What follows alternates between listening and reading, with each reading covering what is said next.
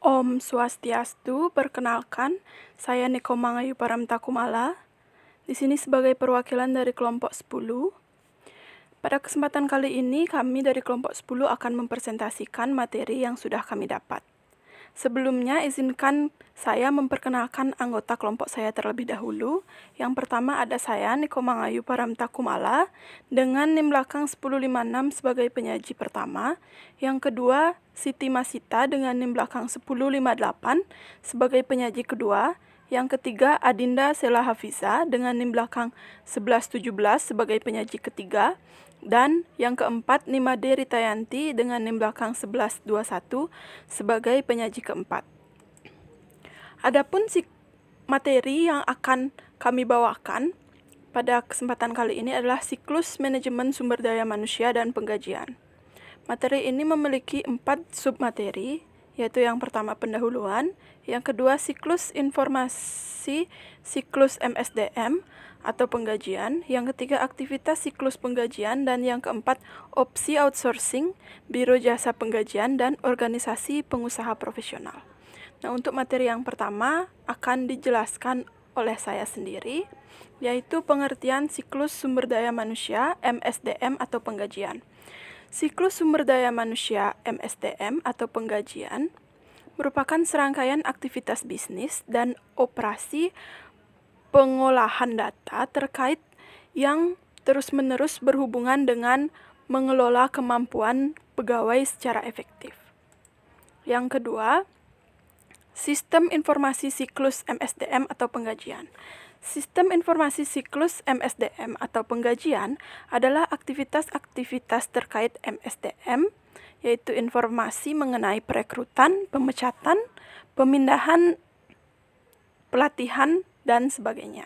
Dan kumpulan informasi mengenai penggunaan waktu pegawai yang terjadi setiap hari. Adapun bagian sistem IRP yang mendukung siklus MSDM dan penggajian yaitu yang pertama, tinjauan proses MSDM dan kebutuhan informasi. Keberhasilan sebuah organisasi bergantung pada pegawai yang memiliki kemampuan dan pegawai yang memiliki motivasi. Sistem manajemen pengetahuan atau Knowledge Management System merupakan perangkat lunak yang menyimpan data, mengelola keahlian yang dimiliki oleh pegawai individu sehingga pengetahuan tersebut dapat dibagikan dan digunakan oleh yang lain. Mengakui nilai dari pengetahuan dan kemampuan para pegawai dapat membantu perusahaan memahami dengan baik biaya sesungguhnya yang terkait dengan perputaran atau turnover pegawai yang berlebih. Selain itu, semangat kerja pegawai juga penting. Yang kedua ada ancaman dan pengendalian. Ancaman umum utama yang dicantumkan merupakan data induk yang tidak akurat atau tidak valid. Untuk mengurangi ancaman ketidakakuratan atau tidak validnya data induk, yaitu menggunakan berbagai pengendalian integritas pemrosesan untuk meminimalkan risiko kesalahan input data. Ancaman umum kedua dalam siklus MSDM atau penggajian adalah pengungkapan yang tidak diotorisasi atas informasi sensitif seperti gaji dan evaluasi kinerja untuk pegawai individu. Ancaman yang ketiga yaitu terkait dengan hilangnya atau rusaknya data induk. Ancaman yang keempat dalam siklus MSDM atau penggajian adalah memperkerjakan pegawai yang tidak berkualitas atau bahkan seorang pencuri. Dan ancaman umum yang kelima dalam siklus MSDM atau penggajian adalah pelanggaran atas hukum dan peraturan terkait perekrutan dan pemecatan pegawai secara tepat. Baik, sekian yang presentasi yang dapat saya sampaikan. Akan dilanjutkan oleh rekan saya. Perkenalkan, nama saya Siti Masita dengan NIM 1058. Di sini saya akan memaparkan materi mengenai memperbarui database induk penggajian dan memvalidasi data waktu dan kehadiran. Yang pertama, memperbarui database induk penggajian. Aktivitas pertama dalam siklus manajemen sumber daya manusia atau penggajian melibatkan pembaruan database induk penggajian yang merefleksikan berbagai jenis perubahan yang diajukan secara internal, seperti perekrutan baru, pemberhentian, perubahan dalam tingkat bayaran, atau perubahan dalam gaji tertahan yang ditetapkan. Proses dalam memperbarui database induk penggajian. Meskipun penggajian diproses dalam batch mode, Departemen Manajemen Sumber Daya Manusia memiliki akses online untuk memperbarui database induk penggajian sehingga seluruh perubahan penggajian dimasukkan secara tepat waktu dan secara tepat pula ditunjukkan dalam periode pembayaran berikutnya. Ancaman dan pengendalian. Perubahan yang tak terotorisasi atas data induk penggajian dapat mengakibatkan peningkatan biaya pembayaran kepada pegawai yang tidak dibenarkan. Pemisahan tugas secara tepat merupakan prosedur pengendalian utama untuk menghadapi ancaman tersebut. Pengendalian akses sistem penggajian juga penting. Sistem tersebut seharusnya diatur untuk membandingkan ID pengguna dan kata sandi dengan sebuah matriks pengendalian akses yang pertama menjelaskan tindakan apa yang diperbolehkan untuk dijalankan setiap pegawai, dan yang kedua mengidentifikasi file apa yang diperbolehkan untuk diakses setiap pegawai. Ancaman lainnya adalah ketidakakuratan dalam memperbarui data induk penggajian sehingga menghasilkan kesalahan dalam pembayaran pegawai dan denda karena tidak membayarkan jumlah yang benar atas pajak penggajian kepada pemerintah. Sebaiknya dilakukan pengecekan validasi pada nomor pelanggan dan uji kelayakan terhadap perubahan yang sedang dibuat. Selain itu, memiliki laporan pemeriksaan manajer departemen atas seluruh perubahan terhadap pegawai di departemennya memberikan sebuah cara yang tepat waktu untuk mendeteksi kesalahan. Yang kedua, memvalidasi data waktu dan kehadiran. Langkah kedua dalam siklus penggajian adalah memvalidasi setiap data waktu dan kehadiran pegawai. Prosesnya, kartu waktu atau time card, sebuah dokumen yang mencatat waktu kedatangan dan keberangkatan pegawai untuk setiap giliran atau shift kerja. Lembar waktu, sebuah tampilan layar entry data atau dokumen kertas yang digunakan oleh para profesional yang digaji untuk mencatat lamanya waktu yang dihabiskan dalam melakukan berbagai tugas untuk klien-klien tertentu. Ancaman dan pengendalian. Ancaman utama terhadap aktivitas penggajian adalah data waktu dan kehadiran yang tidak akurat. Otomatisasi data sumber data mengurangi resiko kesalahan yang tidak diinginkan dalam pengumpulan data waktu dan kehadiran. Teknologi informasi atau TI juga dapat mengurangi resiko ketidakakuratan yang disengaja untuk data waktu dan kehadiran. Selain itu, meminta para supervisor departemen untuk memeriksa dan menyetujui kartu waktu dan kartu jam kerja memberikan sebuah pengendalian detektif pada keakuratan data waktu dan kehadiran. Sekian yang dapat saya sampaikan, akan dilanjutkan oleh teman saya. Terima kasih. Baik, perkenalkan nama saya Adinda Sela Hafiza dengan NIM 1817051117. Di sini saya akan melanjutkan materi mengenai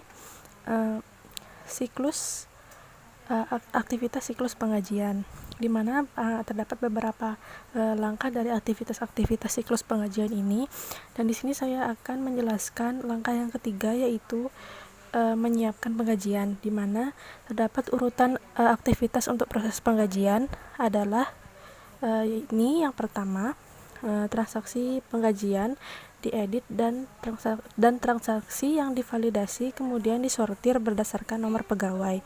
Kemudian proses yang kedua yaitu seluruh potongan penggajian dijumlahkan dan totalnya digunakan untuk mengurangi gaji kotor sehingga didapatkan jumlah gaji bersih.